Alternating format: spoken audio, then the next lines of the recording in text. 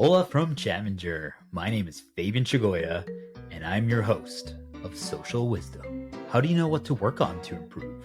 By being exposed to what is actually possible or obtainable. A major goldmine of untapped knowledge and experience is learning from others. Social Wisdom. Be a sponge. Save yourself countless lessons and years of figuring it out the hard way by absorbing it firsthand from others. And here we go.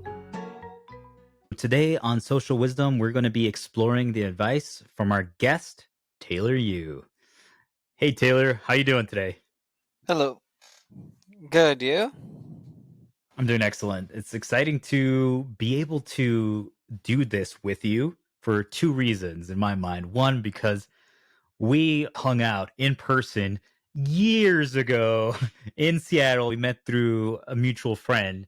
And two, just to be able to now remotely, we're in different states and reconnect over a podcast and a completely different thing is to me insane. Like, how does that feel to you? Uh, it feels kind of crazy because everything just kind of like all turned remote after COVID and after everything hit. I was actually out of the country, so it was kind of crazy trying to get back into the US and everything. Where were you at, if you don't mind me asking? Vietnam. Oh, so you actually had gone out. Did it like happen like right before, during, or how was the situation?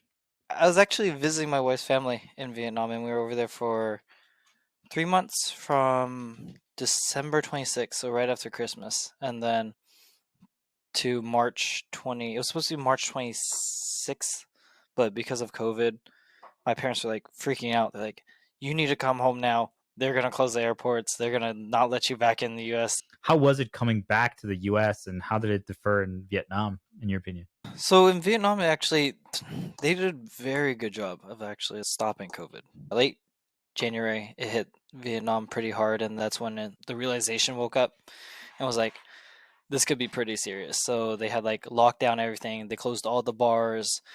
All family businesses were closed. No one was able to go out after a certain time in Vietnam. If they did, they'd toss you back and be like, "Hey, you can't go here. This is closed." They give you a ticket, or they'd enforce laws. Um, it was kind of scary, to be honest, because at first I wasn't really too worried about the virus itself. It was just the authority there, right? And then on my way back, I was like, "Oh, it's just kind of like a flu. It'll go away, right? It's not that bad." And then the numbers started slowly increasing during my 2 week quarantine. I actually had to stay at my parents', and my landlord was like, "Hey, don't come back for 2 weeks. Stay somewhere else for 2 weeks, and then come back to the house." So yeah, it was pretty crazy. So obviously that was huge, especially because kind of like you got to see two different countries handle it very differently, which I mean, the US definitely lacked the ballsiness, I guess like we can call it, right, to enforce these things. My question to you then is, so you came back and all of a sudden things are changing. People are telling you, hey, you got to quarantine. Like, how did this start affecting your mindset? You come back and then all of a sudden, like, no one is going to be hiring, or tell us a little bit more about that. I had used to fundraise. They had halted this. Governor had halted all businesses, and that they were not allowed to fundraise in person. So I came back. I was like, okay, well, I'm still hired by them, but we're basically on furlough, so we don't have anywhere to go. I was collecting unemployment. I honestly didn't want to go back to work because unemployment started paying more than my actual job. I wasn't spending because we were quarantined, just getting basic necessities. And then everything started opening up, spending more money. And then my mindset kind of just came from like lazy. I didn't want to go back to work because of the unemployment. And then after 8 months, my parents were actually like, "Hey, you should probably go back to work somewhere." And I ended up working for Toyota Forklift Northwest. So you know how a forklift looks? There's a big counterweight that holds the forklift from tilting over. We repaired that and make it look brand new, and also so that they can resell it and all that. So I started working.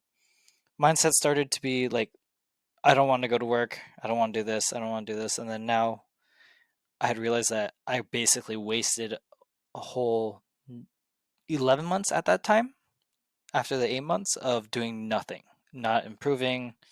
My wife basically pointed out that I had done nothing It was like played games all day, stayed home, eat, sleep, come back, do the same thing every single day. You felt like you weren't accomplishing anything. My question to you is, was it out of like almost necessity? So what I mean by that is COVID hit, pandemic hit, you were on vacation somewhere, you come back, your life completely turns around. All of a sudden, you can't do your job anymore, which is kind of crazy. Like, do you feel like that?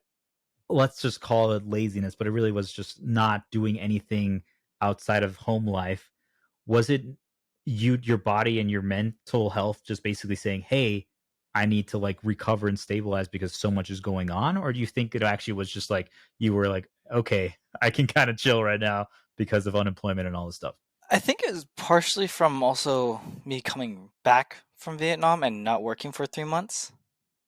That kind of made it like to the point where it's like, okay, I don't want to do anything and transition back into, work, grind, get to where I want to be, improve. The vacation after the vacation, you have to like change your mindset after that. Yeah, it's hard to change after that. So you kind of get stuck in a loop. So it was comfortable at first. I enjoyed it, and I was like, okay, 4 months, I can do this. This is fine. 5 months, I'll look for a job in next month. 6 months passed by. My boss had called me up saying, "Hey, we're doing telephone calling." Didn't want to do that. Yeah, random cold calling. No, thank you. It wasn't for me. And then started to switch into like 9 to 10 months in. When I got the job at the company that my dad works at, it just slowly was like, okay, I need to start doing this. So now, right now, I'm in like the mode where I'm improving myself, also like my mindset and physically as well. Well, I mean, I think that's really cool that you kind of saw that, hey, I need to start doing something about this. I can't just keep remaining the status quo 9, 10, 11 months. And the next thing you know, it's another year and you haven't really done anything. And did the concern of like time hit you? Like you were like, oh my, like a year just passed by and nothing major happened. What was the trigger, in your opinion, that kind of made you feel like, hey, things need to change now? I think the trigger was the time that had actually passed because when I had come back, it was my birthday. I had just turned 23. A year passed, and I was like, oh crap, I'm 24 now. Um, we kind of have gone through COVID for a whole year, and nothing has gotten done. It was to the point like I need to switch into gear and start working, start doing this, start improving. Being on this podcast, thank you for having me. Also, by the way, it was something that I wanted to do, and it was out of my comfort zone. So I was like, I should probably try doing new things. Respect, man. I like that. I think number one, I just want to say from me to you, we're both young, but you're especially still really young, dude. The way I view it is you can restart at any point. Like I would even say like a 45-year-old, 50-year-old, if they wanted to, like they could be like, I am done working at being the Starbucks manager in Seattle. I am going to completely change that. I'm going to flip my life around and I'm going to start working towards certain goals or aspirations that I've always had. And why can't you start then, right? Like the question is, do you not have money? Do you have certain other obligations? Like, do you have to take care of your parents or your wife or whatever, right? Like, those are things that can change that. But I feel in your case, I mean, you're young, you have the opportunity to really still discover so many things and try different things and really kind of decide what you want to do. So I just want to put things in perspective because a lot of things you're saying, like, oh, I felt like, I mean, yes, you can say you could have used your year better, but I wouldn't be too harsh on yourself because sometimes you have to go to that part in life where you're like, you didn't do anything, you were lazy, so to speak. You maybe gained weight, you were whatever, right? Like all these things that the society considers not ideal, but you now saw what that was. You saw how you felt. I'm pretty sure you're probably not going to do it again unless something terrible happens, right? Right now, it's like also there's a lot of stuff that's like holding me back, but it all comes down to like making a plan and actually going for it rather than just not doing it. Well, let's kind of transitions it. I think that's a really good point. I appreciate all the things you shared. Um, I love the fact that you are working in a completely different field. I'm definitely going to be interested to hear if this job was just a job. Sorry if your bosses are listening, or it's something actually you were interested in, because there are two very different things. But it sounds to me like you have certain goals, and you said that there's certain things holding you back, and those are the things that I want to focus on. But let's talk about that job piece first. So you're working at this forklift place, and that's something that I find absolutely fascinating because I have no idea where I would even start there, man. Like the stuff like mechanical things and like handy stuff, like I'm okay, but I would much rather, like, I was happy when I got money in sales to pay stuff and buy stuff because I'm like, hey, who wants to fix this for me, right? So curious, that job, like, did you choose it for a particular reason? Was it money? Was it interest? Tell me more about that. When I started, it was like, okay, I have like obligations I need to pay for, right? Obviously, rent, tuition, stuff like that. Stimulus check and the unemployment is not going to keep funding that. The time passed and it did cover most of it. And then it was the point where, like I said, my wife pointed out, and also it ended up to a point where my parents were also pointing out, saying you can't just be sitting at home playing video games all day and not doing anything. So it was supposed to be just a job, but now I like it. It's actually it's a lot more enjoyable than my previous job.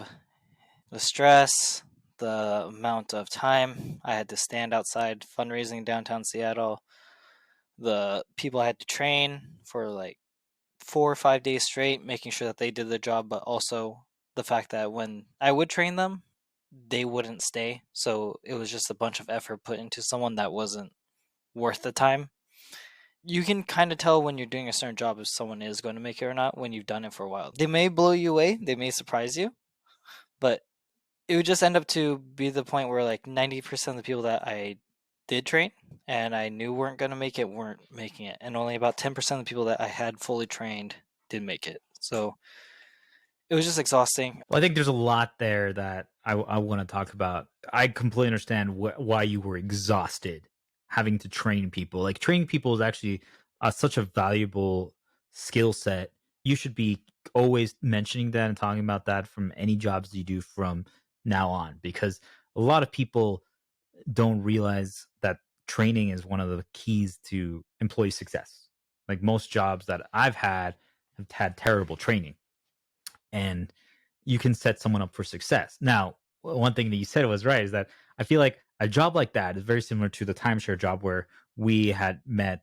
That job was very sink or swim. Like, they weren't too particular about who they hired. They wanted to make sure you were okay, but they knew that it was really challenging. So most people couldn't do it.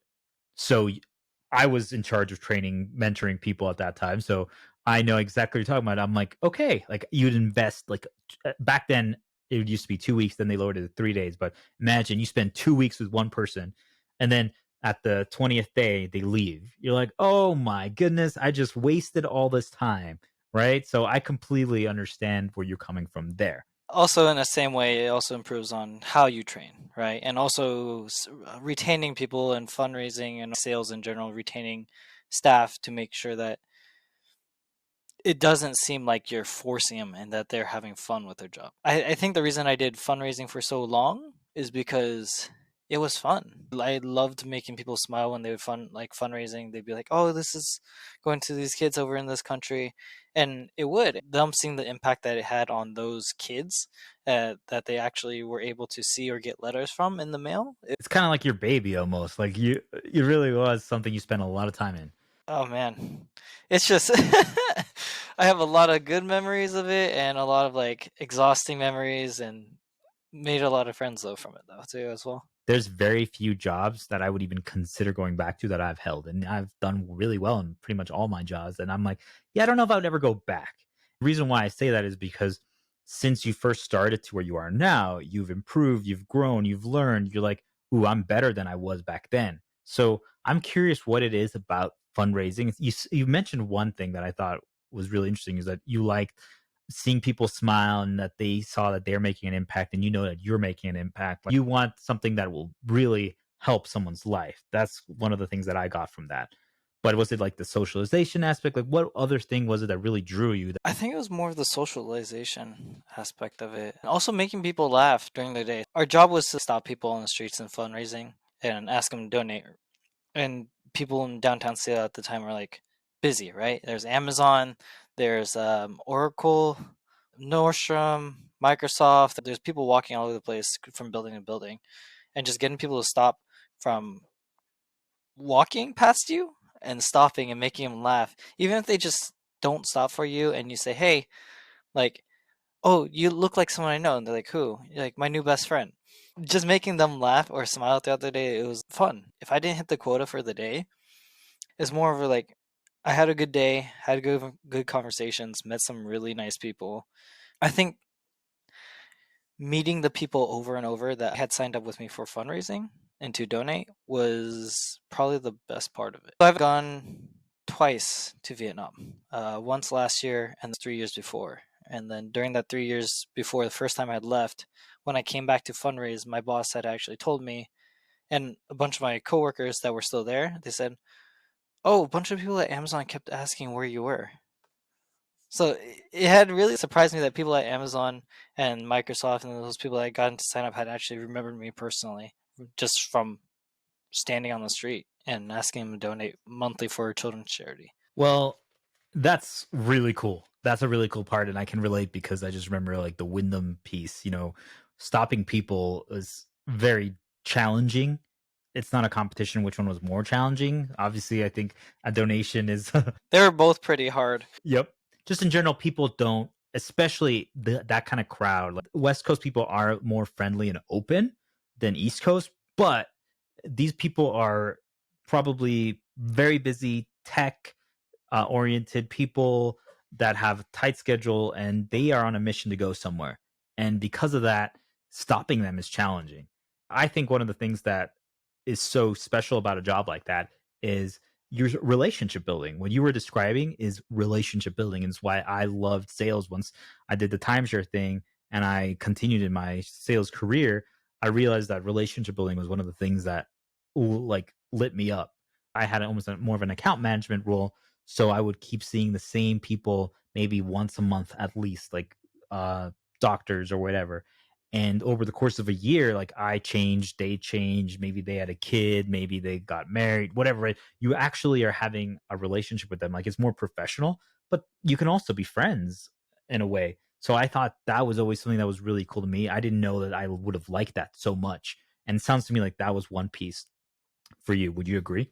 It's very enjoyable because you get to meet and learn about a bunch of other different people, and it's very interesting how people react in certain ways and how you talk and socialize with them. Do you feel like the reason most people sink in sales is because they just cannot handle the aspect of rejection? Because you're constantly getting rejected or blown off or even like sometimes insulted for like trying to stop them. Like, do you think it's that or is there something else that goes behind it? And how did you handle that piece? Most of the people that didn't make it is mostly because of the rejection.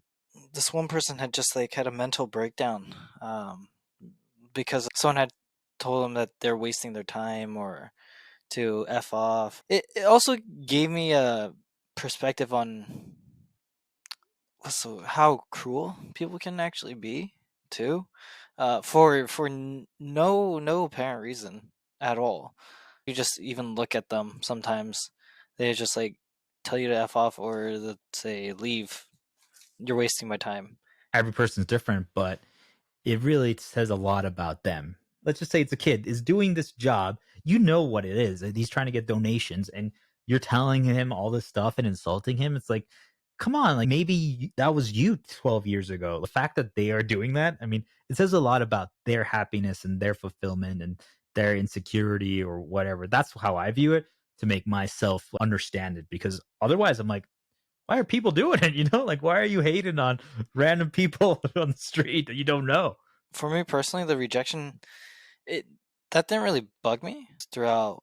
I think elementary school to middle school, I was like bullied mostly for me just ignoring it eventually and being the bigger person, thinking this person's saying this for a reason. I think a lot of people don't look enough into their past because I think a lot of who we are today is literally defined by our past, like little things. So I'm curious to hear, do you feel like that bullying and all that stuff, did it cause you to like, have like this down period, or did you build like some insecurity in you, or was there ever any aftermath to that, or did you just like get older and overcome it, or did you move away somewhere and people didn't bully you anymore? Tell me more about that piece. I think it's mostly the way that my parents raised me. Um, just mostly because they're like, hey, let it go. They might be having something going on at home. And I think the reason that it didn't really quite affect me is because I knew that they probably did. People who do bully have like some insecurities or things that are going on in their life that they can't quite get away from. They're almost like lashing out what they're receiving, they're like passing it forward to make themselves feel better in a way. Lashing out from the anger. Yep. So seeing that, you kind of, and your parents constantly like reinforcing that thought, you kind of understood where it was coming from. But so you really didn't let it affect you. I mean, I respect that and admire that. I wish I would have had like that mental fortitude. It didn't destroy me, but it definitely got to me in a way. I think more the recognition of that happening is me realizing it while I was in college and hearing people be like, "Oh, you're a little bit fat. You need to lose weight." It wasn't like, "Oh, I feel down," right? It was just like I knew I had to lose weight, but it was also to a point where it didn't quite affect me. And then later on, like after high school and then college, I'd actually look back at my pictures and I look at myself now and I'm like, I actually lost a lot of weight from high school. You always think that when you're in high school that that's how you are going to look for like the rest of your life. And there's so much more even now that I need to learn personally. There's always more things to do and more things to learn as you go through life. And I remember one worker, it's kind of strange. This guy worked at Amazon and I remember him telling me all these people are sheep that work at Amazon. But the funny thing was he worked at Amazon. And I kind of stared at him. I was like, "Wait, but you work here too." He's like, "Well, yeah, but I don't do all this stuff." He's like, "Don't settle for too little." I was like, "What do you mean?" He's like, "Don't get used to how you feel right now. Don't get stuck in a loop of doing the same things over and over and over again." And every time I saw him, he's like, how are you doing today? Did you hit your quota? Stuff like that. He's like, what are you doing tomorrow? And he'd always be asking me if I was doing something else or learning something else. And at the time, I was learning a little bit more Vietnamese. And he's like, oh, that's good. You're improving. And over the course of like 6 months, I would see him every day. And then just he was just gone after that. Well, that's a really good story. I actually would love to have met that guy because he sounds like exactly the way I started thinking a few years ago. I mean, it already started a while back, but very much so recently. I say this to everyone, not just you, but when you're young, like you don't need to rush it, but you should always be working to, learn something or change something or improve something. And it could literally be, by the way, like even just getting better at a video game, just so people realize it doesn't have to be anything drastic, life changing. But if this game is something that matters to you, it's bringing you happiness, like getting better at it or improving, like that could actually be very worthwhile in your life. But you're still constantly improving. And that's one of the things that, I mean, shout out to the Chaminger brand, is like always be improving is such a key thing. What that guy said, most people are, I wouldn't necessarily use the word cheap anymore, but I understand that. I've used it in the past. It's basically everyone, they're followers. They're not the leader, they're not lions. They just want to see what everyone else does and they're going to try to fit in and mold themselves to that. So then, years go by and you're doing the same thing and that's it. They're going to be doing that same job forever. And it kind of goes back to your fundraising situation, man. It's like, hey, it's a great job, it's a great opportunity, and you got some really good skills that you might not even realize are worth a lot. That if you learned how to sell yourself and market yourself, you could probably like climb the ladder just because you had that experience. But I think being able to constantly improve and change yourself and not like conform into that is such a big thing. So that was some really good advice. I've heard that before, and usually it doesn't quite click the first time. right? When you hear things like that, oh, okay, this person's giving me some information. But hearing it from my parents, hearing it from him, just also hearing it in videos. That's the reason I wanted to travel to Vietnam as well. My wife being from there, but it's seeing new perspectives and exploring new things is probably the most valuable thing besides education. Well, let's talk about that. So, one of the big things of this social wisdom series is that I want to have people on like yourself that have a story to tell, that have your own journey, the ups and downs. But there's a few key things that you've identified and felt like have really helped you improve or change your life. Would you say that one of them is that you have actually left the United States, you've traveled and you've seen different environments, you've seen a third world country, you've seen places where you can buy a full meal at $1? Would you say that's one of them? Yeah, it definitely is. I think the one thing that made me realize the most was like Jamaica and Vietnam were the two biggest things that had actually made me realize that financially you should be secure, but also it won't lead to you being happy. Money doesn't buy happiness. In Jamaica, they had met, I think it was a tour guide, and then as we were driving, all the houses were like a quarter way built and people were living in them and they weren't even fully complete houses. My father had asked him, why are these houses not completed? Why are they just all, stone and then a window and that's it? And there's a bunch of framework for the rest of the house. And the guy's like, oh, they take like 20 to 30 years to build houses because they're on an island. So they have to have everything imported from other countries and other places because they don't have enough resources on the island itself. And seeing that and how happy the people were there just also made me think a bunch of money won't make me happy. My first trip to Vietnam, I was kind of expecting it to be like Japan in a way where, like, lights, there's neon everywhere. It's like the nightlife's really like picking up. Everyone's drinking. There's tons of like people partying, like a party life at night. I got there to Vietnam and it kind of was underwhelming for me at first. You're expecting all these skyscrapers, all this nightlife, all these cars and stuff like that. And then you get there at like, I think I had arrived there at 1 a.m. So there wasn't anyone out and it was like dark. We had stopped by this restaurant on the side of the road to get pho. And that was my first meal in Vietnam. I didn't have any cash at the time. So her parents had paid for us and I was like, "Oh, how much is this?" My wife's like, "Oh, no, no, no, don't, don't worry about it. Oh, it's only like $5, and there's like six of us." I was like, "Okay, this is something I can get with." Going through like downtown Saigon, walking around, seeing people, they were happy. Even the homeless people, like you can't even tell they were homeless because they probably had housing by the government. But very little people that were just sitting on the street begging for money. If they didn't have money, they would be working. And you would interact with these people, and even if I couldn't speak Vietnamese at that time, they were very inviting and caring and happy to see that someone is there visiting them or buying food from them. It, that's also something that had shocked me because I spent half of the month in the city in downtown Saigon and then the other half in the countryside. So I'm talking about like a city about the size of maybe a big high school. The population about like 500 600 in that little tiny town. And oh man, that was probably the most like at peace I've ever actually felt. Do you like that? Yeah, I loved it. You're on vacation for a month and you're just sitting there relaxing, sitting in a hammock, drinking a beer, or having pho for 25 cents, or going for a smoothie for like 50 cents.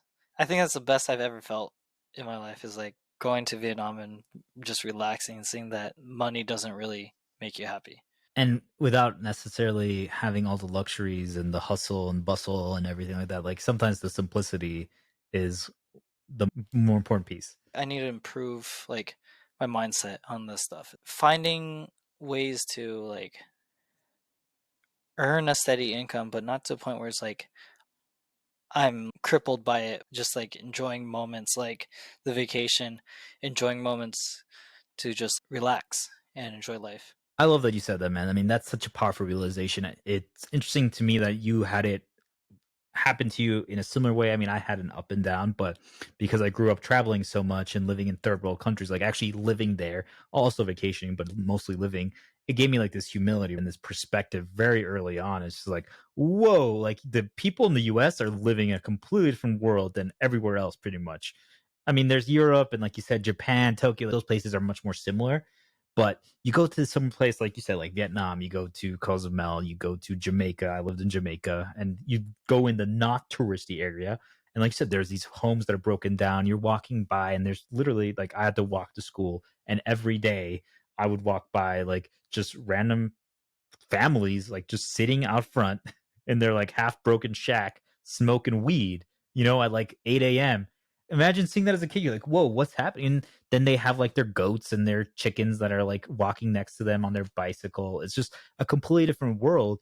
And I'm worried about you know, what I'm going to eat tonight. I'm worried about, oh, where we're going to go on a vacation. I'm worried about when am I going to get new shoes. It really puts things in perspective very quickly. And you're like, okay, like those things just, they don't matter in the grand scheme of things, like maybe short term.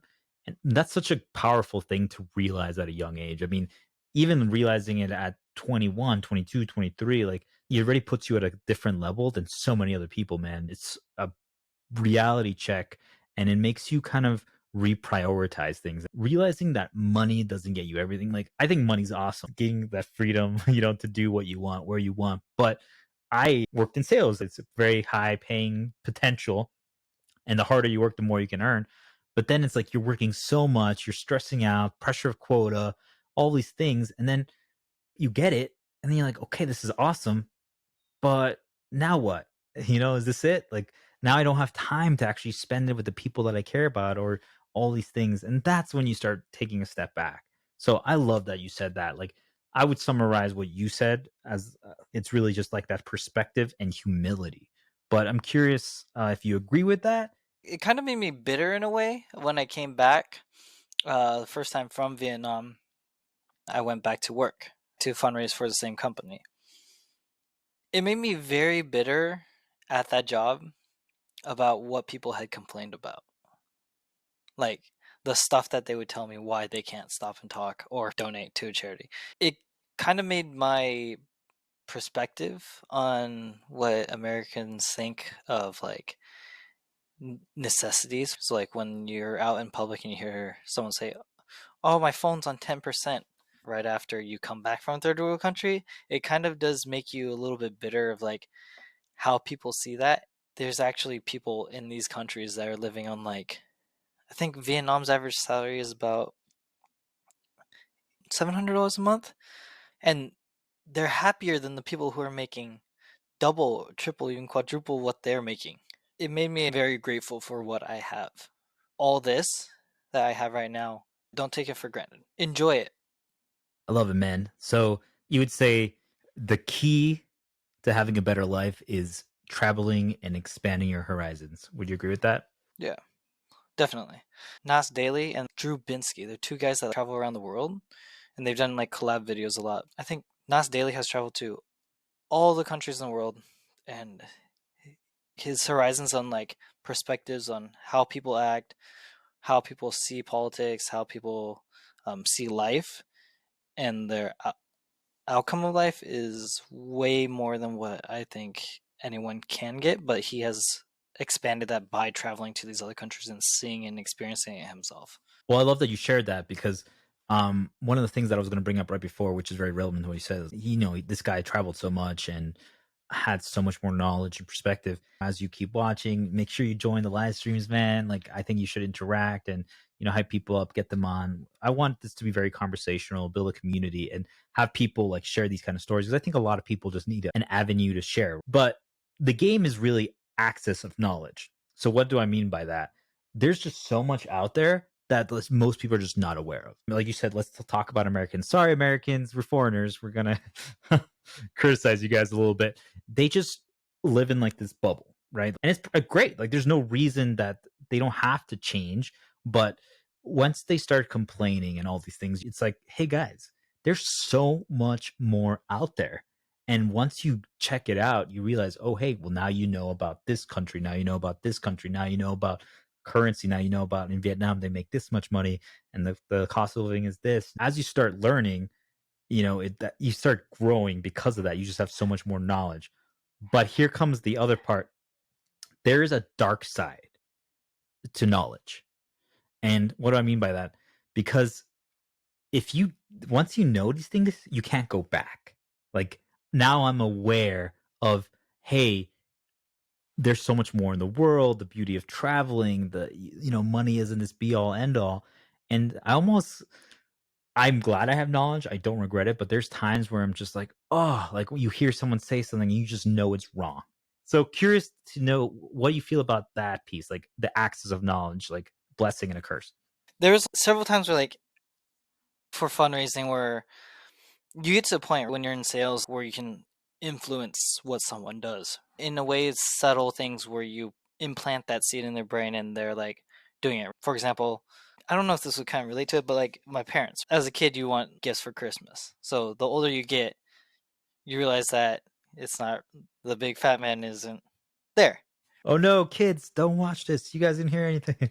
The older I got, I knew that was not a thing. So by like middle school, I had used it to like, oh, what's he getting me for Christmas? And I don't think they had quite realized that I knew up until I was too old to, like, I would say 11th grade.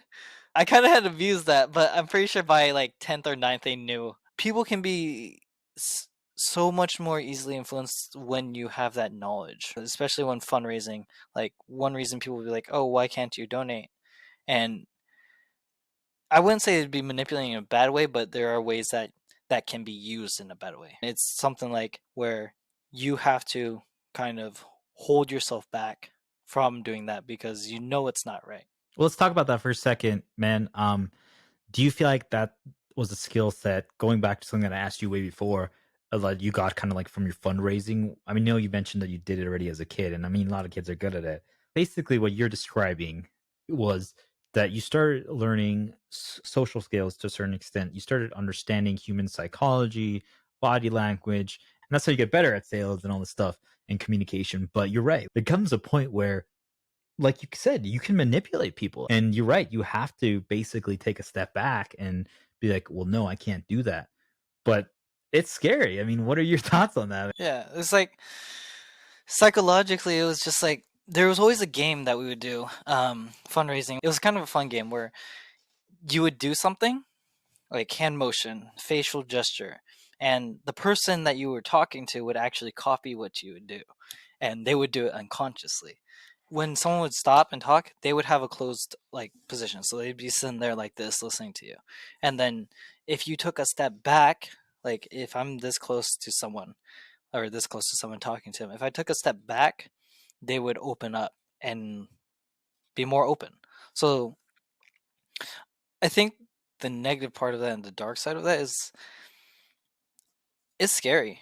It honestly is scary knowing that you can do that and have some influence how they act in a certain way just based off your own facial expressions or their facial expressions and being able to tell what they're thinking.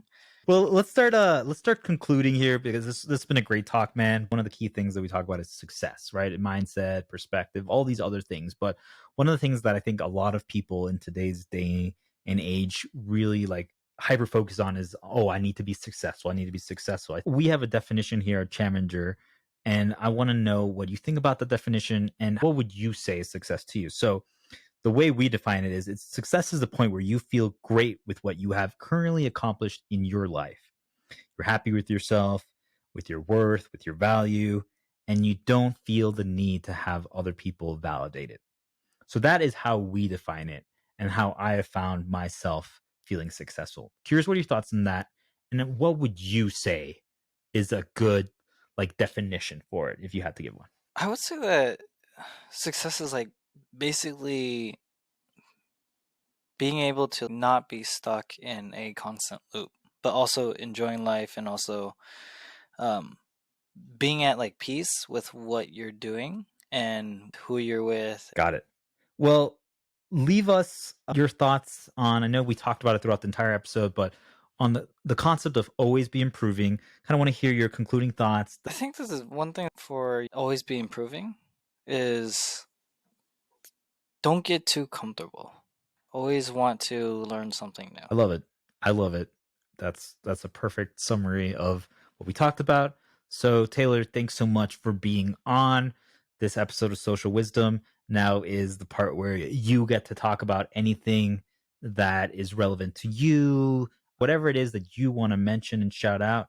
The shout is mostly to people who have been in my life and are in my life right now. I think mostly you and sales for like work wise, the sales aspect of it was pretty big for me. And meeting you in Wyndham was probably like it was kind of weird to me, like how you were so happy, and the sales part of it was just so exhausting. But you were like able to keep doing that, just go through that like it was nothing. I think that also makes me who I am socially as well from sales and doing the things that I do now and how I interact with people in certain ways. Awesome, man. I love it. Well, I'm glad that I could inspire you seeing that, because at the end of the day, that's what more does anyone really want? You know, create a legacy, help people out. The key takeaway from Taylor You is travel, guys. You will learn so much. You'll expand so much. Travel, learn a new language. Well, shout out is I think the person who most importantly made me who I am is my wife. Because as much as she may yell at me for doing stupid stuff, that also makes me a better person.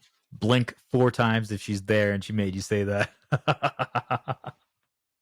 All right, man. Well, I appreciate you. Thanks for hopping on, and see you guys next time on Social Wisdom.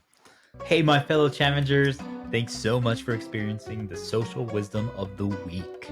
We hope you absorbed as much as you could. Please leave a comment if you learned something, or if you have another guest whose wisdom you'd love to hear. If the message is helping you, please remember to check out our coffee donation page so we can also become exceptional.